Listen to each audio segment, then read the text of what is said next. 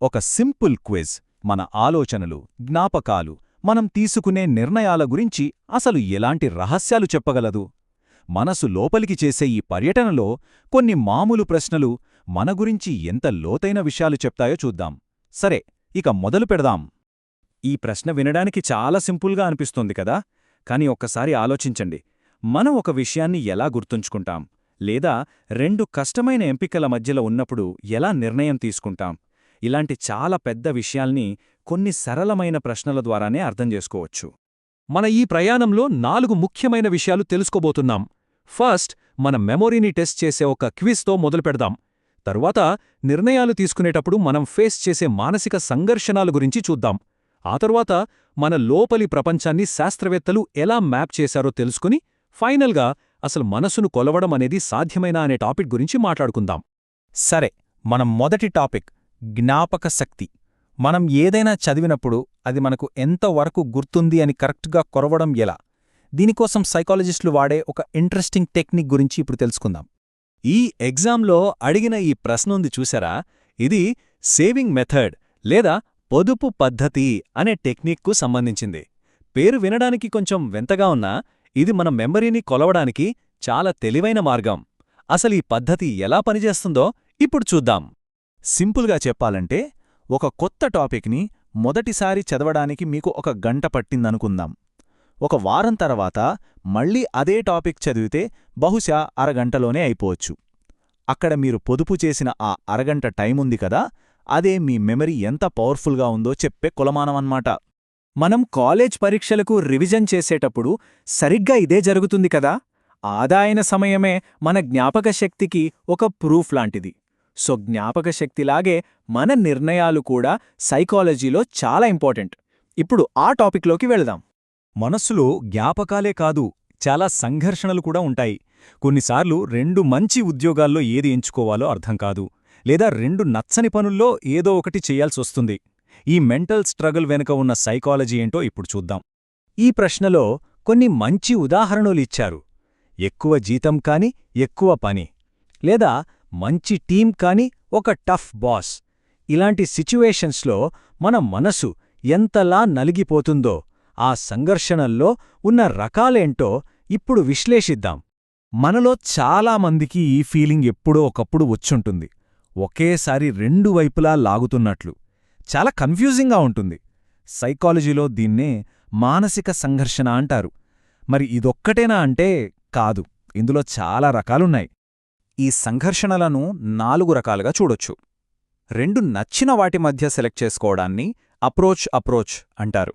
అంటే 2 మంచి government jobs రావడం లాంటిది. అలాగే 2 నచ్చని వాటి మధ్య ఇరుక్కుపోవడాన్ని అవాయిడెన్స్ అంటారు. అంటే ట్రాన్స్ఫర్ లేదా రిజైన్, 2 ఇష్టం లేని ఆప్షన్స్. కొన్నిసార్లు ఒకే ఆప్షన్లో ప్లస్ మైనస్ 2 ఉంటాయి. దీన్నే అవాయిడెన్స్ అంటాం. అంటే మనం తీసుకునే ప్రతి నిర్ణయం వెనుక ఇలాంటి ఒక పోరాటం నడుస్తూనే ఉంటుందన్నమాట. మన నిర్ణయాలు, జ్ఞాపకాలు ఇవన్నీ మన పర్సనాలిటీ నుండే వస్తాయి కదా. మరి ఆ పర్సనాలిటీని ఒక మ్యాప్లా గీయడం సాధ్యమేనా? సైకాలజీలో 2 great thinkers, Sigmund Freud, Jean పియాజే, మన లోపలి ప్రపంచాన్ని అర్థం చేసుకోవడానికి చాలా ప్రయత్నించారు. వాళ్ళ థియరీసేంటో ఇప్పుడు చూద్దాం. Okay, first Sigmund Freud. ఆయన ప్రకారం మన పర్సనాలిటీ అనేది 3 పవర్స్ మధ్య జరిగే ఒక కంటిన్యూయస్ ఫైట్ లాంటిది. ఆ 3 ఇడ్, ఈగో మరియు సూపర్ ఈగో. ఈ ప్రశ్న వాటి గురించే.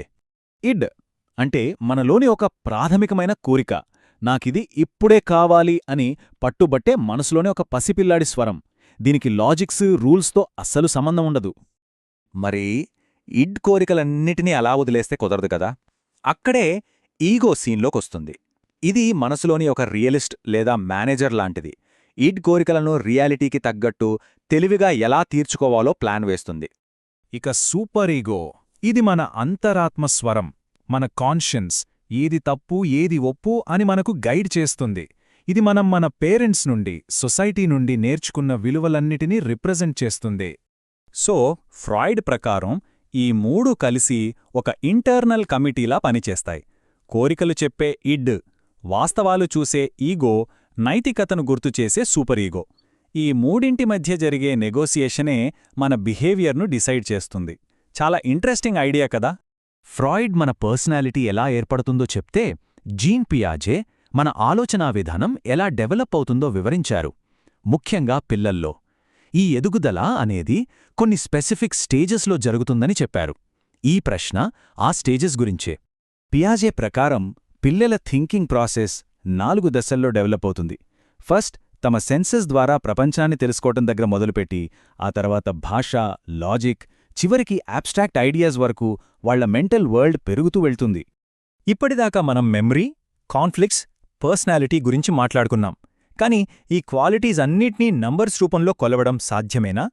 మన ఫైనల్ సెక్షన్లో సైకాలజిస్టులు మనస్సును కొలవడానికి ఏ టూల్స్ వాడతారో చూద్దాం.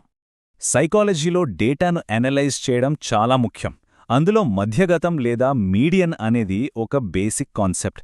ఉదాహరణకి మీ దగ్గర 1, 2, 100 అనే 3 నంబర్లున్నాయనుకోండి. దీని మధ్యగతం మధ్యలో ఉన్న 2 అవుతుంది. కొన్నిసార్లు ఇది సగటు లేదా యావరేజ్ కంటే కరెక్ట్ పిక్చర్ ఇస్తుంది. మీడియన్ని కనుక్కోవడానికి మ్యాథ్స్లో ఇలాంటి ఫార్ములాలు వాడతారు. చూడటానికి కొంచెం కాంప్లికేటెడ్గా అనిపించినా ఇలాంటి స్టాటిస్టికల్ టూల్సే రీసెర్చ్లో ప్యాటర్న్స్ని గుర్తించడానికి సైంటిస్టులకు చాలా హెల్ప్ చేస్తాయి. అయితే మనసును కొలవడమంటే కేవలం స్టాటిస్టిక్స్ మాత్రమే కాదు. ఇంటెలిజెన్స్, యాప్టిట్యూడ్, క్రియేటివిటీ ఇలాంటి ఎన్నో విషయాలను అంచనా వేయడానికి సైకాలజిస్టులు చాలా రకాల స్పెషల్ టెస్ట్లను డిజైన్ చేశారు. అసలు ఈ ప్రజ్ఞ లేదా ఇంటెలిజెన్స్ అంటే ఏంటి? దీనిమీద కూడా ఒక్కొక్కరికి ఒక్కో అభిప్రాయం ఉంది. కొందరు ఒకే రకమైన ఇంటెలిజెన్స్ ఉంటుందంటే, హోవార్డ్ గార్డెనర్ లాంటి వాళ్లు ఫ్రేమ్స్ ఆఫ్ మైండ్ అనే తన పుస్తకంలో మ్యూజిక్, స్పోర్ట్స్, లాంగ్వేజ్ ఇలా చాలా రకాల ఇంటెలిజెన్స్లు ఉంటాయని వాదించారు. ఇవన్నీ మన సామర్థ్యాలను వేర్వేరు యాంగిల్స్లో చూపిస్తాయి. మన ఈ ప్రయాణం చివరికి వచ్చింది. మనస్సును కొలవడానికి మనం ఎన్నో పద్ధతులు, టూల్స్ కనిపెట్టాం. అంతా బానే ఉంది. కానీ ఈ కొలతలు ఎప్పటికైనా మనల్ని దాని గురించి కంప్లీట్గా అర్థం చేసుకునేలా చేస్తాయా? లేదా మానవ మనస్సు అనేది ఎప్పటికీ పూర్తిగా అంతుచిక్కని ఒక గొప్ప రహస్యంగానే మిగిలిపోతుందా? ఈ ఆలోచనతో ఈ విశ్లేషణను ఇక్కడితో ముగిద్దాం.